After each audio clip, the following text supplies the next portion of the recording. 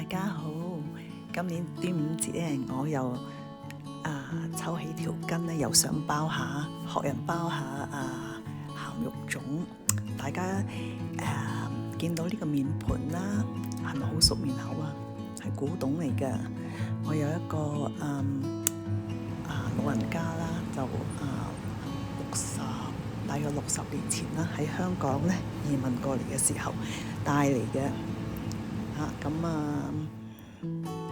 佢哋就唔捨得掉啦，咁就愛嚟即係愛嚟浸粽葉嘅，咁我就冇用咯，就捐咗去嗰啲二手店，因為我自己都好多盤碗咁嚟浸嘢啦。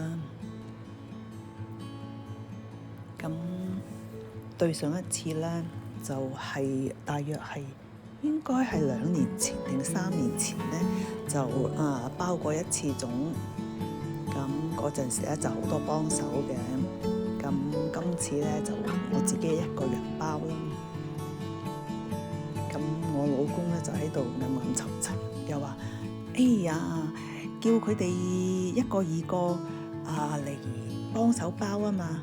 唉，佢老人家又唔知道人哋啲後生要搵食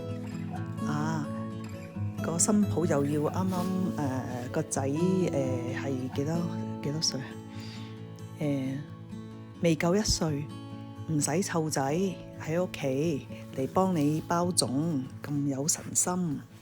唉，講佢又唔明，咁就係啦，自己一個人包啦，都係浸嘢有啲耐時間。唔係嘅話都其實都即係開工咧，即係已經即係擺齊啲嘢浸好晒啲嘢咧，就包就好快嘅啫。咁對於上次包嘅時候咧，嗰日嘅天氣咧就非常之熱嘅。大家都知啦，端午節包粽即係端午節前後咧，包粽咧係最熱嘅天氣。咁咧真係大汗搭細汗，又要霎粽嗰啲熱氣喎，真係好似蒸籠咁樣。咁我今次包咧就要揀就要擇日子啦，唔係我話咩咁巴閉話做乜要擇日子，而係擇日子睇下個天氣預測嗰個報告幾時係陰天涼爽嘅，咁就包。但係如果逼住都係要包，天氣一路係咁熱嘅話咧，就冇辦法要落樓下 basement 包。咁 basement 有地氈，咁最多就係做多層功夫，就鋪晒啲報紙咁嚟包咯。如果唔係咧，就即係個地下咧就會充滿嗰啲即係跌晒嗰啲米或者嗰啲料嗰啲碎。唔淨止擇日子咁巴閉，仲要擇時辰。點解咧？因為咧預着我如果要嗰日要朝頭早要出街咧，咁我出街之前咧就要浸定晒啲嘢，咁樣咧一去完街翻嚟咧就可以包噶啦。咁就又要擇時辰。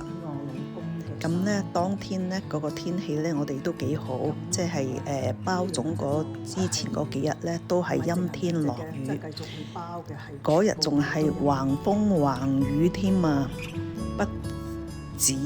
不單止係落雨仲橫風橫雨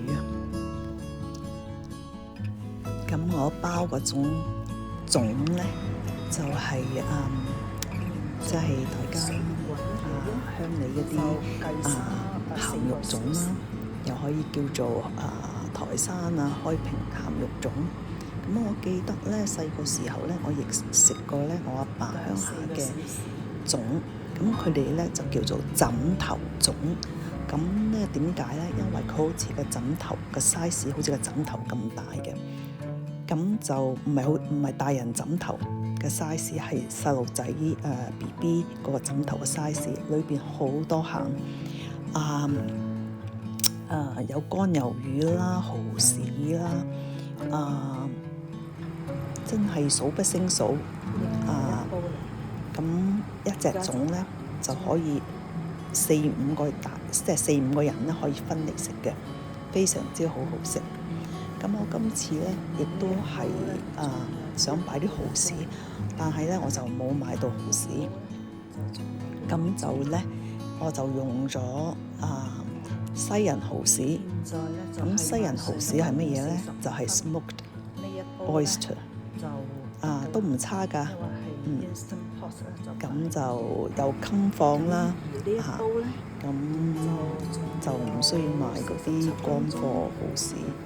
有陣時唔知道佢哋曬嘅時候係點樣曬啊嘛，咁就用嗰啲smoked oyster 咧，咁我覺得都好健康衞生。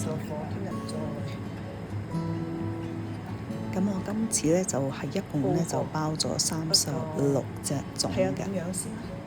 咁咧我醃咧其實就有，咁手尾一包下咧就冇晒啲米，咁樣咧我就停工啦咁就諗住第二日啦就再繼續包嘅，再浸啲米繼續包啦。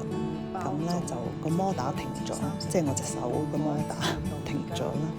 咁第二日咧一起床咧，算啦，又已經包咗36隻就唔想再包啦。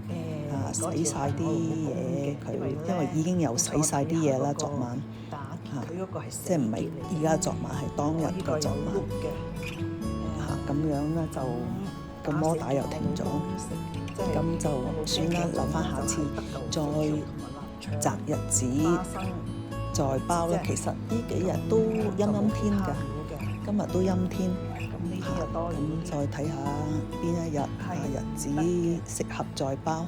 咁下次咧我就想試下包呢個鹼水粽，我就唔知道咧成唔成功，因為咧網上嗰啲咧又話要稱嗰啲鹼水，又話有啲話唔知幾多斤米就加幾多殼嗰啲鹼水。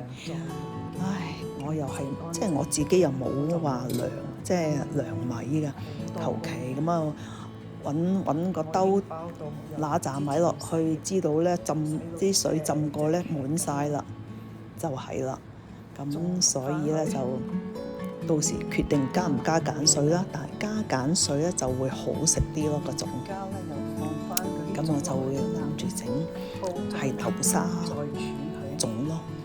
因為我豆蓉又買咗啦，買定喺度。咁跟住咧，如果係即係新馬而家嚟緊啊嘛，7、8月嚟緊。咁如果係太熱嘅話咧，因為我知道咧嚟緊咧，我哋仲有個 heat wave 嘅，年年都係咁樣。咁如果太熱嘅話咧，我就會等到秋涼嗰陣時，10月。11月嗰頭先至再包啲鹹肉粽。其實食粽1年365日，幾時食都得㗎。好啦，咁多謝大家收聽收睇，拜拜。